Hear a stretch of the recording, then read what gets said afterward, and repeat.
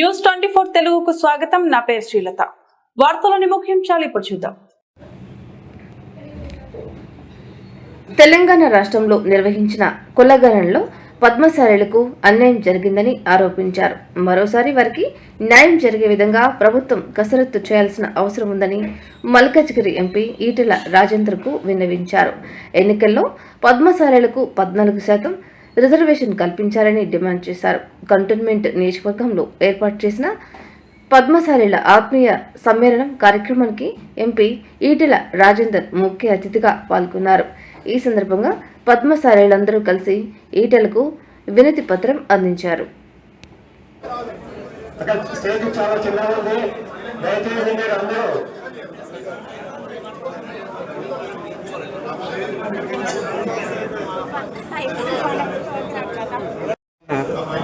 మన మల్కాజ్గిరి పార్లమెంట్ సభ్యులు ఈటెల రాజేందర్ గారు ఈరోజు పద్మశాలి అల్వాల్ అండ్ బోయిన్పల్లి సంఘం తరఫు నుంచి సన్మాన కార్యక్రమం చేయబడింది.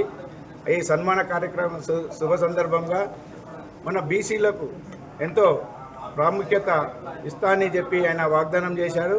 అలాగే అందులో ప్రత్యేకంగా పద్మశాలీలకు ఎక్కడ పోయినా కూడా వాళ్ళకి అన్యాయం జరుగుతుంది కాబట్టి మీ వెన్నుగా నేను ఉంటాను అని చెప్పి ఒక సందేశం ఇవ్వడం జరిగింది.